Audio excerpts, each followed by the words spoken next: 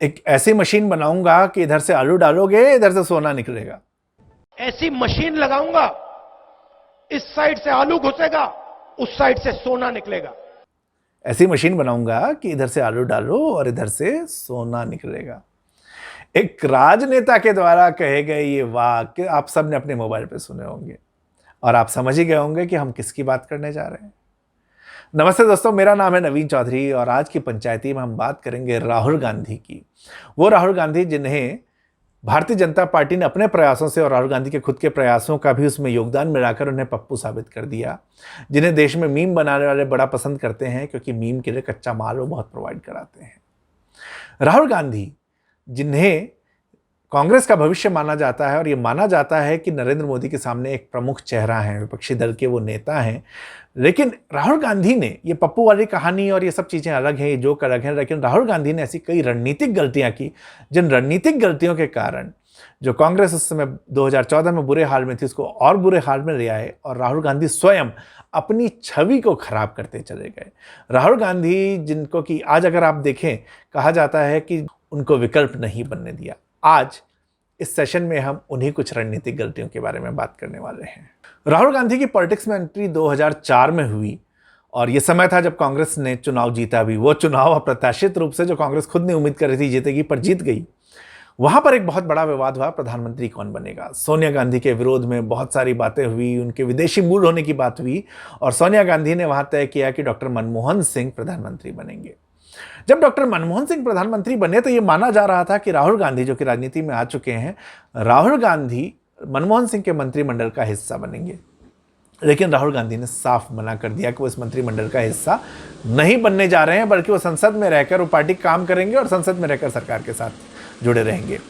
राहुल गांधी के इस मना करने को सही तरीके से नहीं लिया गया। बीजेपी जो कि गांधी परिवार पर हमेशा परिवारवाद की राजनीति का आरोप लगाती है, जिसको रूलिंग फैमिली और देश को अपना गुलाम समझने वाली फैमिली की तरह प्रेजेंट करती रही, उन्होंने ये कहा कि राहुल गांधी जो है किसी भी तरीके से किसी और के नीचे काम नहीं करना चाहेंगे। तो ये जो डिसीजन एक था कहीं गलत गया था, लेकिन हालांकि उसने बहुत बड़ा इंपैक्ट नहीं डाला, लेकिन एक थॉट प्रोसेस, कहीं भी संदेह का बीज जो होता है वो बोया जाना शुरू हो गया था। 2004 के बाद कांग्रेस सरकार का परफॉर्मेंस अच्छा रहा, 2009 में भी वो जीते। राहुल गांधी से बीजेपी घबरा रही थी और राहुल गांधी ने एक सिस्टमैटिक तरीके से राहुल गांधी पर अटैक करना शुरू किया, जो कि किसी भी विपक्षी दल पे, अपने विरोधी दल पे किया जाएगा। राहुल गांधी ने कई मौके दिए, उनके भाषणों के अंदर गलतियां, कई बार फैक्चुअल एरर्स हो जाते थे, तो उन्होंने कई ऐसी बातें की जिसका इस्तेमाल बीजेपी ने सोशल मीडिया आने के बाद बड़ी स्मार्टली किया और उनको पप्पू की तरह घोषित कर दिया। राहुल गांधी की दूसरी गलती हमेशा ये रही कि राहुल गांधी कभी भी या तो तैयारी नहीं करके आए, और कई ऐसे वीडियोस उनके बारे में हैं जो जिस पे हम हंसते हैं, उनकी छवि खराब होती है, लेकिन वो वीडियो पूरे नहीं हैं, आधे अधूरे हैं, काट के बीच में से दिए गए हैं। राहुल गांधी की टीम ने कभी भी उन सही वीडियोस को लाकर और उस छवि को सुधारने का प्रयास नहीं किया। ये राहुल गांधी की दूसरी रणनीतिक गलती थी। उन्हें लगा कि संभवतः इससे कोई प्रभाव नहीं पड़ेगा, लेकिन लोगों के मानस पटल के ऊपर ये छवि बननी शुरू हो गई कि राहुल गांधी पप्पू हैं। देखिए, देश में बहुत कुछ चेंज हो रहा था, आतंकी घटनाएं हुई थी, आतंकी घटनाओं के बाद कांग्रेस के ऊपर तुष्टीकरण के आरोप भी लग रहे थे, आतंकियों को समर्थन का आरोप भी लग रहा था। ऐसे समय में डॉक्टर मनमोहन सिंह ने इंडिया में यूएस के एम्बेसडर के साथ राहुल गांधी का एक डिनर प्लान किया।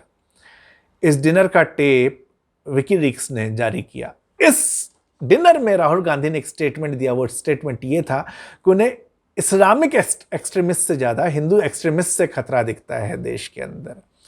दुनिया इस्लामिक आतंकवाद से परेशान थी और यूएस एम्बेसडर का उसके बारे में चर्चा हो रही थी, लेकिन राहुल गांधी का स्टेटमेंट जो कि हिंदुओं के खिलाफ गया, वो स्टेटमेंट बीजेपी ने बहुत इस्तेमाल किया और कांग्रेस की जो छवि थी पूरी की पूरी, जो कि सो कॉल्ड सेक्युलर, इस्लामिक तुष्टीकरण, अपीजमेंट की बात करने वाली पार्टी की, उसको ऐड ऑन किया।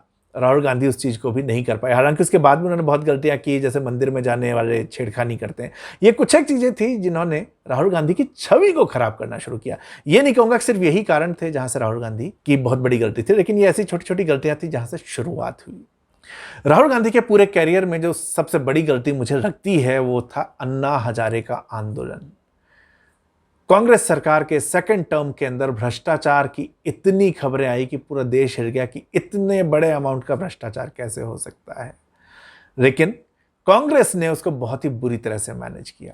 राहुल गांधी उस समय अगर चाहते तो इस चीज को ठीक से मैनेज कर सकते थे, लेकिन सरकार के मंत्री जो कि मनमोहन सिंह के भी काबू में नहीं आ रहे थे, उन्होंने अन्ना हजारे के छोटे से आंदोलन को पर जिस तरह से रिएक्ट किया, अन्ना हजारे के आंदोलन ने सिंपैथी लोगों की गेन कर दी। एक छोटा सा आंदोलन धीरे धीरे बहुत बड़ा बना, देशव्यापी बना। देशव्यापी बन जाने के बाद कपिल सिब्बल, मनीष तिवारी जैसे लोगों ने चाहे अपने एक्शन से या अपने बयानों से, दिग्विजय सिंह को भी उसमें ले सकते हैं, देश के लोगों को नाराज किया था। लेकिन राहुल गांधी के पास एक अपॉर्चुनिटी थी जहां पर कि वो लोगों को पैसिफाई कर सकते थे, बात कर सकते थे। अन्ना हजारे की मांग क्या थी? अन्ना हजारे की मांग थी भ्रष्टाचार को रोकने के लिए जन लोकपाल बिल को लेके आना। भ्रष्टाचार देश का हर आदमी रोकना चाहता है, भले ही पर्सनल लेवल पे करे, पर सामने सब यही बात करते हैं। कांग्रेस की सरकार जो उस समय भ्रष्टाचार के आरोपों में आकंठ डूबी हुई थी, राहुल गांधी जो कि युवा नेता थे, उनसे उम्मीदें थी। यह माना जा रहा था कि राहुल गांधी संभवतः इसमें कुछ करेंगे। अन्ना हजारे से कांग्रेस के भी कई लोग पीछे संपर्क में थे और बैकडोर पे एक समझौता यह हुआ कि राहुल गांधी अन्ना हजारे से मिलने स्टेज पर आएंगे, उनका अनशन तुड़वाएंगे और उनकी जन लोकपाल मांग को स्वीकार करेंगे। सरकार से कहेंगे कि इस कानून के ऊपर जल्द से जल्द काम किया जाए और उसके बाद अनशन खत्म हो जाएगा। अन्ना हजारे इसके लिए तैयार हो गए। अन्ना हजारे की ये जीत थी और कांग्रेस ये मान के चल रही थी कि राहुल गांधी जब ऐसा करेंगे तो राहुल गांधी एक प्रॉमिसिंग नेता के रूप में दिखेंगे, जो कि करप्शन में डूबी अपनी ही सरकार के साथ न होकर भ्रष्टाचार को मिटाने के लिए तैयार हैं। मनमोहन सिंह की छवि एक ईमानदार नेता की थी, पर छींटे उन पर भी पड़े राहुल गांधी, लेकिन मनमोहन सिंह की तरह राहुल गांधी भी बेदाग उसमें निकल सकते थे।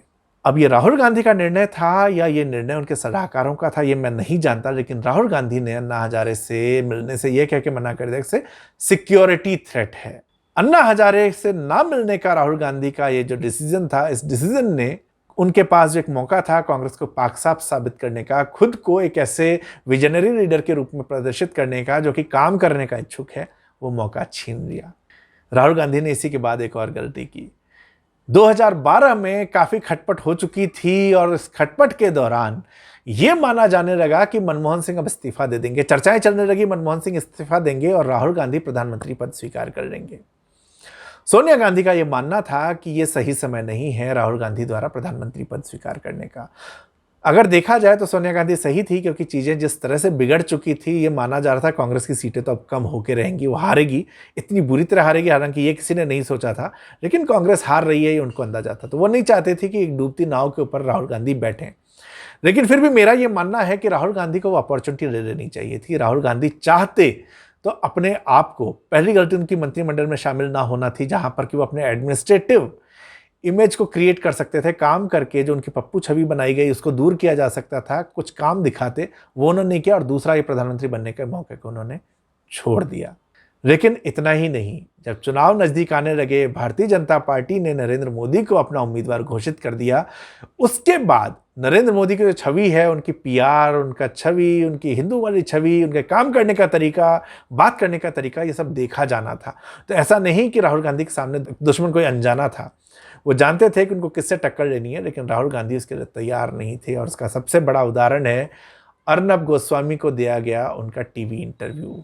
मुझे लगता है अर्नब गोस्वामी को दिया गया टीवी इंटरव्यू राहुल गांधी की सबसे बड़ी गलती थी। आपको पता हो न हो, अर्नब गोस्वामी को दिए गए इस इंटरव्यू से पहले राहुल गांधी का इंटरव्यू एनडीटीवी लेना चाहता था।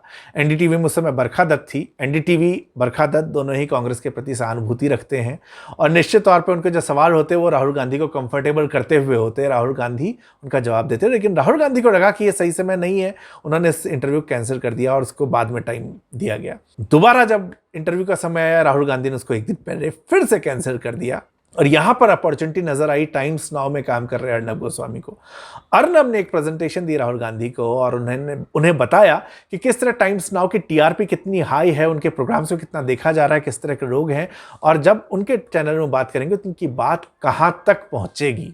राहुल गांधी उस ट्रैप में फंस गए और राहुल गांधी ने एनडीटीवी का इंटरव्यू लास्ट मिनट पे कैंसिल करके अर्नब गोस्वामी को अपना इंटरव्यू देने का डिसीजन ले लिया। राहुल गांधी से पूछा गया क्या वो जानना चाहते हैं उनसे क्या सवाल पूछे जाएंगे। राहुल गांधी ने उसको मना कर दिया और उन्होंने कहा वो पूरी तरह से तैयार हैं।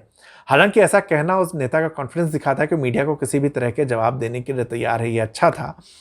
लेकिन अनफॉर्चुनेटली राहुल गांधी बिल्कुल भी तैयार नहीं थे। उनसे सवाल पूछा जा रहा था, कुछ जवाब दिए जा रहे थे, कुछ, जैसे उनसे अगर पूछा जाए देश की इकोनॉमी के बारे में तो वो बात कर रहे थे महिला सुरक्षा के बारे में। उन्होंने ऐसा, आप सबने एग्जाम में किया होगा ना कि हम कोई एक आंसर तैयार याद करके गए, क्वेश्चन कुछ और आ गया तो आंसर हमने वही लिख दिया जो हम याद करके गए थे। बहुत सारों ने किया होगा। राहुल गांधी एग्जैक्टली उस इंटरव्यू में यही कर रहे थे। राहुल गांधी से पूछा जो जा रहा था वो आंसर वो दे रहे थे कि देखिए मैं तो सिर्फ ये करना चाहता हूं, आप क्या 3 चीजें करना चाहते हैं, सिर्फ उसमें देश नहीं जानना चाहता, देश आपका विजन बहुत सारी और चीजें हम जानना चाहता जब आप प्रधानमंत्री बनना चाहते हैं। अर्नब गोस्वामी अपने सवालों के घेरे में राहुल गांधी को लेते चले गए और राहुल गांधी जैसे मकड़ी के जाल में कीड़ा फंस जाता है वैसे फंसते चले गए। और उस एक इंटरव्यू के बाद पूरे देश में ये मैसेजिंग बहुत स्ट्रांग हो गई कि राहुल गांधी मैच्योर नहीं है। एक तरफ जहां नरेंद्र मोदी बहुत स्मार्ट रही, लोगों की समस्याओं को समझते हुए जमीन से जुड़े हुए मुद्दों की बात कर रहे थे, वहां राहुल गांधी उन चीज़ों की बात करते थे जो बहुत सुपरफिशियल रही और उससे उनका कनेक्ट नहीं दिखा। उनकी मैच्योरिटी जो है वो नज़र नहीं आई। हालांकि राहुल गांधी इकलौते ऐसे नेता नहीं है जिन्होंने ये गलती की। अरविंद केजरीवाल की सरकार के इस्तीफा देने के बाद जब दोबारा चुनाव हुए थे उस समय बीजेपी ने किरण बेदी को अपनी तरफ से मुख्यमंत्री पद का उम्मीदवार बनाया और किरण बेदी ने भी उस पूरे चुनाव को बर्बाद करने में एक टीवी इंटरव्यू के जरिए ही चुनाव बर्बाद किया था। और उस समय इंटरेस्टिंगली किरण बेदी ने इंटरव्यू दिया था एनडीटीवी के रवीश कुमार को दिए हुए उस इंटरव्यू में किरण बेदी एक बहुत ही इमेच्योर नेता के रूप में नजर आई, जिनके पास आंसर नहीं है, जो कुछ भी बातें करी चली जा रही हैं। और बीजेपी के समर्थक लोगों को लगने लगा कि ये कैसी नेता है, ये क्या कर पाएगी। और आम आदमी पार्टी उसके बाद आपको पता है 67 सीट्स आई थी। राहुल गांधी के साथ भी एग्जैक्टली यही चीज़ हो गई। राहुल गांधी की छवि वहाँ खराब हुई। लेकिन सिर्फ इतना नहीं, ये तो 2013-14 की बात है। उसके बाद पूरा कैंपेन आप सबने देखा ही होगा क्या हुआ।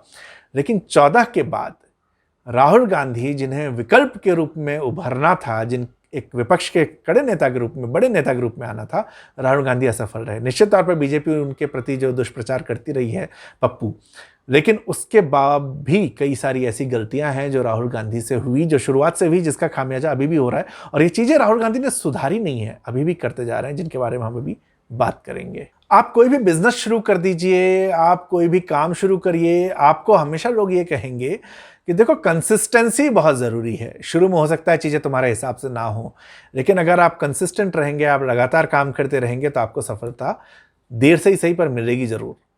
राहुल गांधी के साथ सबसे बड़ी दिक्कत यह है कि वो कंसिस्टेंट कतई नहीं है। उनकी छुट्टियों पर जाने की खबरें तो आप सबने सुनी होंगी, और वो छुट्टियां एक्चुअल में खबरें सही हैं, वो गलत नहीं है, सही हैं। राहुल गांधी कॉर्पोरेट की तरह काम करना चाहते हैं, कांग्रेस को कॉर्पोरेट की तरह बनाना चाहते हैं, लेकिन कॉर्पोरेट एक राजनीतिक पार्टी नहीं बन सकती। वर्किंग स्टाइल को भले ही आप चेंज कर लें, लेकिन कॉर्पोरेट जो है जैसे 6 बजे बंद होता है, राजनीतिक पार्टी 6 बजे बंद नहीं होती। राजनीति 24 घंटे चलती है, 7 दिन चलती है, तो पार्टी 7 दिन चलेगी। राहुल गांधी सरकार पर अटैक करते हैं, अटैक करने के बाद वो कभी भी कंसिस्टेंट नहीं रह पाते और उसके थोड़ी देर के बाद वो गायब हो चुके होते हैं, उन्हें छुट्टी की जरूरत होती है। ये जो कंसिस्टेंसी है राहुल गांधी के अंदर, जो बार बार कहा जा रहा है विकल्प नहीं है, राहुल गांधी विकल्प के रूप में आ नहीं पा रहे हैं। उनसे ज़्यादा कंसिस्टेंट अरविंद केजरीवाल हैं सरकार पर हमला करने में, लेकिन राहुल गांधी सरकार पर हमला करते हैं, गायब हो जाते हैं, हमला करते हैं, गायब हो जाते हैं। और इस तरह से नरेंद्र मोदी जैसे व्यक्ति, संघ का जो पूरा प्रचार का मैकेनिज्म है, नरेंद्र मोदी की छवि है, उस सब के बीच में इस तरह छोटे छोटे हमले से काम नहीं होता। वो कंसिस्टेंसी अगर राहुल गांधी दिखाते हैं तो देश के लोगों को, बीजेपी कितना भी पप्पू पप्पू कह रहे, देश के लोगों को वो उम्मीद दिखनी शुरू हो जाएगी कि राहुल गांधी कर सकते हैं और कर लेंगे। लेकिन राहुल गांधी वो नहीं कर रहे। राहुल गांधी के साथ दूसरी जो मुझे सबसे बड़ी दिक्कत दिखती है वर्तमान में, वो है उनके पूरा सलाहकार मंडल। हालांकि शुरुआत ही गड़बड़ हो गई थी। राहुल गांधी के राजनीतिक गुरु दिग्विजय सिंह थे। Digvijay Singh old school politician हैं। जिस समय दिग्विजय सिंह इनके गुरु बने उस समय देश की राजनीति से लेकर देश का वोटर सब कुछ चेंज हो रहा था, टेक्नोलॉजी चेंज हो रही थी, सोशल मीडिया का आगमन होने वाला था, युवा जो है वो ज़्यादा चीज़ों को देख रहा था, उदारीकरण का दौर था, एस्पिरेशंस मिडिल क्लास की चेंज हो गई थी। और राहुल गांधी के गुरु दिग्विजय सिंह सभी चीज़ों को पुराने स्टाइल में देख रहे थे। तो राहुल गांधी कहीं पुराने स्टाइल नए स्टाइल के बीच में फंसे रह गए। हालांकि बाद में उन्होंने अपनी एक टीम बनाई, लेकिन वो टीम भी फिसड्डी साबित हुई। उसके कुछ उदाहरण मैं आपको देता हूँ। पिछले कुछ समय में जब आप देखेंगे कि राहुल गांधी, और ये इनकी अभी जो सबसे बड़ी गलती है, पीआर और मैसेजिंग की गलती है। पीआर और मैसेजिंग कंटिन्यूसली उनकी गलत जा रही है। एक उसका कारण कंसिस्टेंसी है, दूसरा मैसेजिंग किस तरह से होती है। नरेंद्र मोदी जब बात करते हैं, नरेंद्र मोदी बात करते हैं देश के निचले तबके से लेके ऊपर तक के आदमी की। वो अडानी को जानते हैं तो वो ये भी जानते हैं कि बिहार या गुजरात में एक गरीब आदमी या तमिलनाडु में गरीब आदमी कैसे सोच रहा है। व्यक्ति नीचे से आया है, राहुल गांधी सिल्वर स्पून वाले व्यक्ति हैं। उनके जो टूर्स होते हैं, उनके टूर्स भी बड़े आरामदायक होते हैं। उन्होंने नरेंद्र मोदी की तरह यात्राएं नहीं की हैं। देश को वो उस तरह से नहीं समझ पा रहे जिस तरह से नरेंद्र मोदी समझ रहे हैं। अनफॉर्चुनेटली राहुल गांधी जो पूरी टीम है वो भी उनके जैसी है, जो कि देश नहीं जानती है। अंग्रेजीदान लोग, बहुत बड़ी बड़ी एजेंसीज उनकी टीम में हैं। वो लोग जो है पीआर की किताबों को पढ़ के, पीआर की थ्योरी को उनके लिए अप्लाई करना चाहते हैं। वो इस देश की जनता को समझे बिना अप्लाई करना चाहते हैं। 2 उदाहरण मैंने कई बार दिए हैं और यहां भी देता हूं। कुछ समय पहले राहुल गांधी की एक तस्वीर आई थी उनके कुत्ते पीडी के साथ। देश का जो उच्च वर्ग होता है ना, उच्च वर्ग को पेट पालने का बड़ा शौक है। पेट्स के वो नाम रखते हैं, उनके साथ खेलते हैं, उनके बारे में बड़ी बड़ी, मतलब उनको एक नाम देके सोशल मीडिया अकाउंट पेज वेज बन जाता है उनका, उनके बर्थडे पार्टीज होती हैं। तो जो अमीर ग्रुप है ना, वो ये मानता है कि शायद पूरा देश ही इस तरह का होगा, लेकिन पूरा देश ऐसा नहीं है। तो राहुल गांधी के कुत्ते पीडी के ऊपर एक बहुत बड़ी स्टोरी कराई गई कि राहुल गांधी को पेट्स कितने पसंद हैं। चलिए, अच्छी स्टोरी थी, लेकिन भाई हमारे यहाँ कुत्ते करीब घूम रहे होते हैं, उनका नाम टॉमी शेरू होता है। ये पीढ़ी लोगों को नहीं समझ आता कौन सी ब्रीड का कुत्ता था। हालांकि उनकी स्टोरी के बाद हेमंत बिस्वा शर्मा ने उसी स्टोरी को यूज़ करके उनके ऊपर एक तगड़ा पॉलिटिकल अटैक भी किया। दूसरा एक और था कि राहुल गांधी की फिटनेस को लेके, क्योंकि देश का युवा जो है वो जिम जाता है, फिटनेस फ्रीक है, लेकिन देश का कितना युवा फिटनेस फ्रीक है, कितना युवा जिम जाता है, उस चीज़ को समझना, वो कनेक्ट जो होता है, इसको कहा जाता है ब्रांडिंग की भाषा में कि connecting with your and user. उनके जैसे आप दिखने का प्रयास करें। लेकिन अनफॉर्चुनेटली राहुल गांधी उनके जैसे नहीं, अलग दिखने शुरू हो गए। उस समय एक और न्यूज़ आई थी, HT को शायद उन्होंने इस्तेमाल किया था, हिंदुस्तान टाइम्स को। सर, राहुल गांधी अकीदों में ब्लैक बेल्ट है। मैं ठीक ठाक पढ़ा लिखा आदमी हूँ भाई, मुझे अकीदों गूगल करना पड़ेगा क्या चीज़ होती है। अरे कुश्ती वाला देश है भाई हमारा, योगा वाला देश है हमारा, आप उसकी बात करें, आप अकीदों। तो ये सलाह किसने दी, किसने इस चीज को छपवाया, और वो भी HT में। अरे आप नीचे जाइए, जागरण भास्कर में जाइए, प्रभात खबर में जाइए, आपका असली वोटर तो वहां पर है। ये पूरी की पूरी मैसेजिंग इनकी पूरी टीम गलत कर रही है। शायद वो देश को अभी भी समझ नहीं पा रही, और राहुल गांधी को जो सलाह दी जाती है वो सलाह देश के आम आदमी के साथ कहीं भी कनेक्ट नहीं हो पा रही है। तो राहुल गांधी वर्तमान में भी 2 बहुत बड़ी रणनीतिक गलतियां कर रहे हैं। वो एक कि उनकी पीआर की मैसेजिंग गलत। उनकी जो वर्तमान टीम है, मुझे लगता है कि उस टीम को उनको हटा के एक नई टीम रखनी चाहिए, जो मिक्स एंड मैच हो, टेक्नोक्रेट्स का, अर्बन क्लास का, लेकिन साथ साथ उसमें गांव देहात से आने वाले लोग भी हों, जिन्होंने गांव देहात का जीवन देखा है और उसके बाद वो जो है किसी बड़ी जगह काम कर रहे हैं। सर, नरेंद्र मोदी की टीम आप देखें, उनकी टीम में मिक्स है, बहुत तरह के लोग हैं। उनकी टीम में कोई स्कूल टीचर है जो कंप्यूटर टीचर था, अपना काम अच्छा जानता था, उसको उन्होंने टेक्नोलॉजी की टीम में ले लिया। IIM के प्रोफेसर उनकी टीम में है, उनकी टीम में टेक्नोक्रेट्स हैं, उनकी टीम में सिविल सर्वेंट्स हैं, उनकी टीम में बहुत सारे NGO के लोग, ग्रास रूट पर काम करने वाले लोग भी हैं, जिनको सलाह अलग अलग विषयों पे देते हैं। राहुल गांधी यहाँ मिस कर रहे हैं। दूसरा, कंसिस्टेंसी अगर वो बना लें तो संभवतः वो एक उम्मीद बने, लेकिन फिलहाल जिस हिसाब से वो चल रहे हैं, उसके हिसाब से लगता नहीं कि वो आने वाले समय में सरकार को टक्कर दे पाएंगे।